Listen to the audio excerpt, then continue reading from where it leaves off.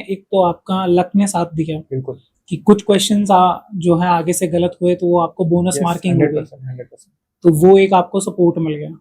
और दूसरा ये कि आपने जो एग्जाम में एंड में जाके जो प्रिपरेशन करी है, जो रिलैक्स रह के कोई इंसान प्रिपेयर करता है या रिलैक्स रह के पेपर को सॉल्व करता है तो वो ज्यादा अच्छे से कर सकता है। 2 साल जो मैंने कोटा में पेपर्स दिए थे और जो उस दिन मैंने पेपर दिया, I could feel the difference की एडवांस का पेपर सामने होने के बाद भी आई वाज वेरी रिलैक्स्ड, क्योंकि मुझे एक्सपेक्टेशंस नहीं थी कि क्लियर होगा। तो आई वुड जस्ट से कि अगर प्रेशर हम लोग कामली अगर उस चीज को डील करें तो हम अपने पोटेंशियल पे ज्यादा बेटर काम कर सकते हैं। हाँ, जब एक्सपेक्टेशन हमारी Yes. लो होती है तो फिर हम ज्यादा एफर्ट्स वहां Yes. पे यूज कर पाते हैं। That exactly happened with me. IIT में 4 साल आपने जब पढ़ाई करी तो आप कैसे स्टूडेंट थे? क्या आप बहुत ज्यादा इंटेलिजेंट स्टूडेंट थे या एवरेज थे, या फिर आप एवरेज बिलो एवरेज स्टूडेंट्स की कैटेगरी में वहां पे परफॉर्म कर रहे थे? Academically, I would count myself below average because if I tell my CGPA was below 6 throughout the 8 semesters. So, academically, I did not perform very well because I was involved in many different activities, many different clubs. Or honestly, I was not very much interested in the branch which I got. तो मैं बाकी चीजों में ज्यादा involve था as compare to academics. तो आपकी लो CGPA की वजह से आईआईटी में ऐसी कौन सी अपॉर्चुनिटीज है जो आपको नहीं मिली? अगर आपकी सीजीपीए हाई होती तो वही अपॉर्चुनिटीज आपको ज्यादा मिलती, ज्यादा अपॉर्चुनिटीज मिलती या ज्यादा सेक्टर्स आपके लिए ओपन होते हैं। तो वो क्या ऐसे नुकसान रहे हैं उस टाइम पे, वो बताइए। तो हम लोग जब आईआईटी में एंटर करते हैं तो वहाँ पे एक ऐसा माहौल रहता है कि बहुत पढ़ के आ चुके हैं, अब एक्सप्लोर करना है। तो एक ऐसा सराउंडिंग एटमॉस्फेयर रहता है कि सीजीपीए मैटर नहीं करता है, आपका एक्सपीरियंस, आपका एक्सपोजर, ये सब चीजें मैटर करती है। तो उस समय स्टूडेंट थोड़ा सा डिस्ट्रैक्ट हो जाता है।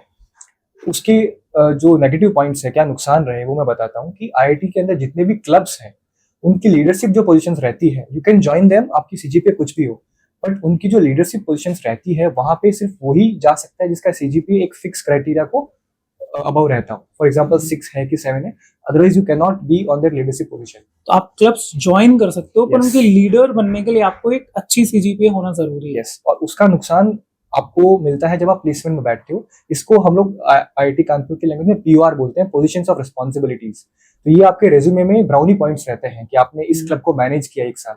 तो जब आपकी सीजीपीए ऊपर नहीं होगी तो आप वो रोल ले नहीं सकते हो, तो आपके रेज्यूमे में कुछ कंटेंट रहता नहीं। दूसरा नुकसान होता है कि जब कंपनीज प्लेसमेंट के टाइम पे आती है तो वो हर एक बच्चे का इंटरव्यू नहीं ले सकती है। तो वो एक फिक्स क्राइटेरिया रखती है कि जिसका सीजीपीए इससे ऊपर है सिर्फ वही अप्लाई कर सकते हैं। तो 70 to 80% कंपनीज में वो लोग हम जैसे जिनका 6 से नीचे था वो अप्लाई भी नहीं कर सकते, इवन दो हो सकता है कि उस रोल के लिए हम हमारे पोटेंशियल ज्यादा हो, but because of low CGP हम उसमें अप्लाई भी नहीं कर सकते हैं। तो ये सबसे बड़ा नुकसान होता है जो बहुत लेट आके पता लगता है, जब तुम उस पर कुछ नहीं कर सकते। तो अगर जो ये सुन रहा है और अभी कॉलेज में एंटर किया है तो उसको मैं बोलना चाहूंगा कि आप ऑप्शंस एक्सप्लोर करो, क्लब्स वगैरह सब ज्वाइन करो, बट एक बेयर मिनिमम सीजीपीए मेंटेन करते हुए, ताकि आपको बाद में उस चीज का रिग्रेट ना हो। और जो भी 7th 8th सेमेस्टर में आ चुका है, जिसके पास ज्यादा ऑप्शंस बचे नहीं है इसको इम्प्रूव करने के, आई वुड से पूरा गेम इस पर डिपेंडेंट नहीं है। आपने 4 साल में कोई एक चीज भी करी है, उसके अराउंड अपनी स्टोरी बिल्ड करो कि आपने उसमें क्या उखाड़ा, और उसके अराउंड स्टोरी बिल्ड करके खुद को प्रेजेंट करो, तो that will help a lot.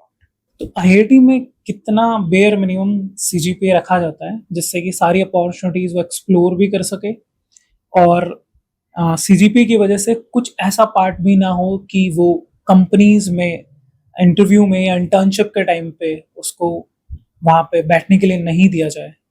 तो वो कितना सीजीपीए होता है? ओके, तो कुछ कंपनीज ऐसी रहती है जिनको एकेडमिकली एकदम स्ट्रॉन्ग स्टूडेंट्स की ही रिक्वायरमेंट रहती है, तो वो 8.5 का क्राइटेरिया रखते हैं।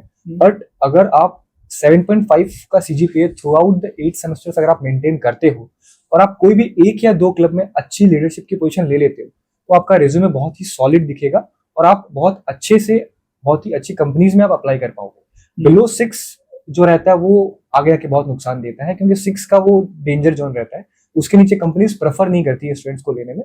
और मुझे लगता है कई हद तक वो सही भी है, बिकॉज अगर 1000 बच्चों को अपने को एक पैरामीटर पे जज करना है कंपनी को, तो वो उसी पैरामीटर से जज करेंगे कि पिछले 4 साल में बच्चे ने किस जो आप करने आए हो आईआईटी में पढ़ने आए हो, उस पर आपने कैसा परफॉर्म किया है।